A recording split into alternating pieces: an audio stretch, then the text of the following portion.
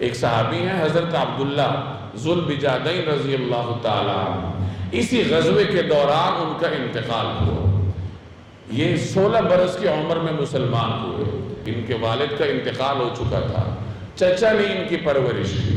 چچا مالدار آدمی تھا تو اس نے اپنی حیثیت کے مطابق ان کی پرورش کی۔ ان کے پاس مال مویشی تھے، مال مویشی ہی اس زمانے میں مال سمجھا جاتا تھا۔ اسی طرح قیمتی ملبوسات تھے اور ہر چیز ان کے پاس تھی۔ ان کے دل میں عرصے سے اسلام گھر کر چکا تھا، لیکن چچا کی وجہ سے یہ اعلان نہیں کر پا رہے تھے۔ جب کافی دیر گزر گئی، کافی عرصہ گزر گیا، تو یہ ایک موقع پر چچا کے پاس گئے اور کہا کہ دیکھو میں نے بڑا انتظار کیا ہے کہ شاید آپ بھی مسلمان ہو جائیں تو میں بھی اپنے اسلام کا اعلان کروں، لیکن آپ میں تو آثار نظر نہیں آتے اور ادھر زندگی کا کچھ پتہ نہیں ہے، تو میں تو مسلمان ہوتا ہوں، اور اگر یہ مال جو آپ نے مجھے دیا ہے یہ واپس چاہیے تو واپس لے لیجیے۔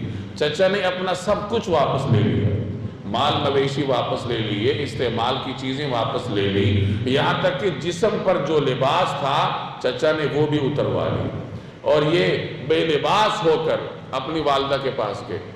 والدہ نے ماجرا پوچھا، انہوں نے عرض کر دیا کہ میں تو مسلمان ہوا ہوں، چچا کا مال تھا اس کو واپس کر دیا۔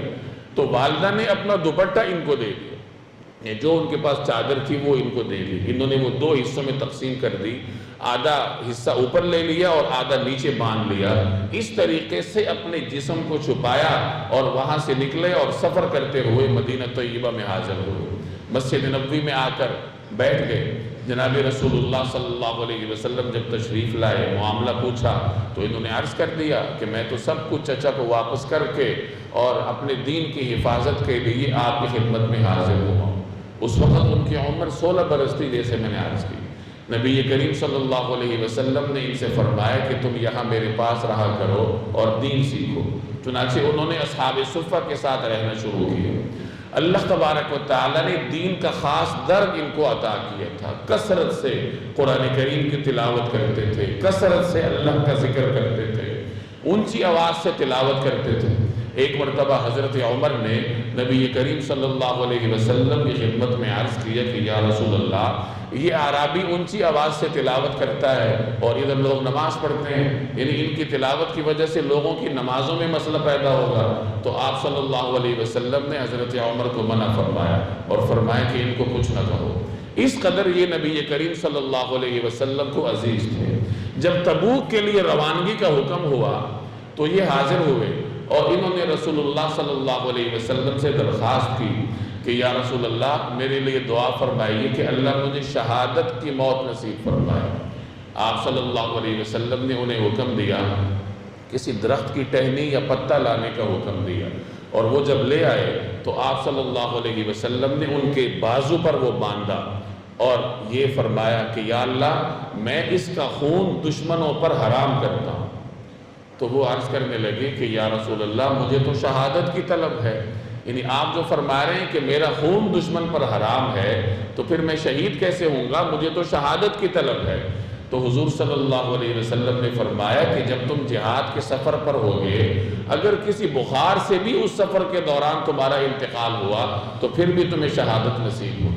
چنانچہ ایسے ہی ہوا، جب تبوک کے مقام پر صحابہ نے پڑاؤ ڈالا، قیام کیا اس غزوے میں، تو رات کو کہیں ان کو بخار ہوا، اسی بخار ہی میں ان کا انتقال ہوا۔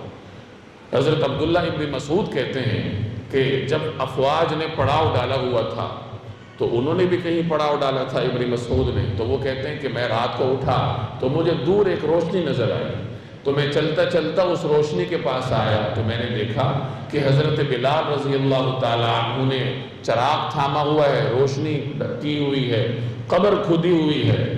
حضرت رسول اللہ صلی اللہ علیہ وسلم بنفس نفیس قبر میں اترے ہوئے ہیں، اور حضرت ابو بکر اور حضرت عمر سے فرما رہے ہیں کہ اپنے بھائی کی ناش مجھے پکڑاؤ۔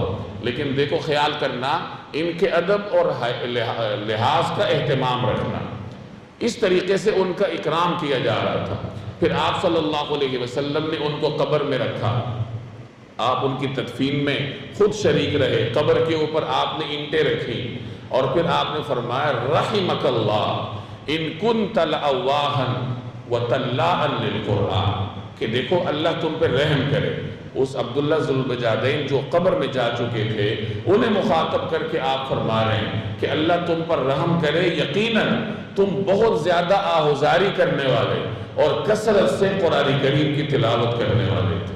یہ گواہی دے رہے ہیں جناب رسول اللہ صلی اللہ علیہ وسلم۔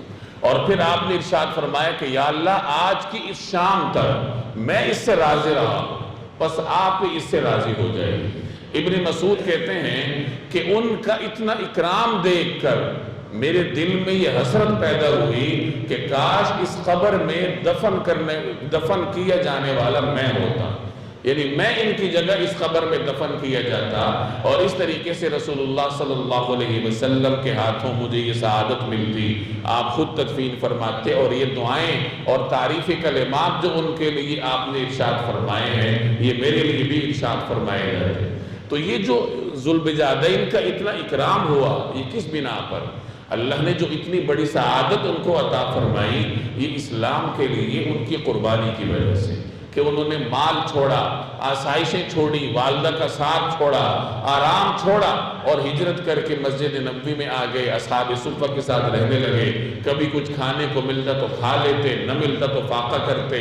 رسول اللہ صلی اللہ علیہ وسلم کے ساتھ رہنے پر ہر چیز کو انہوں نے قربان کر دیا، اور اللہ تبارک و تعالی نے پھر ان کو یہ اعزاز دیا۔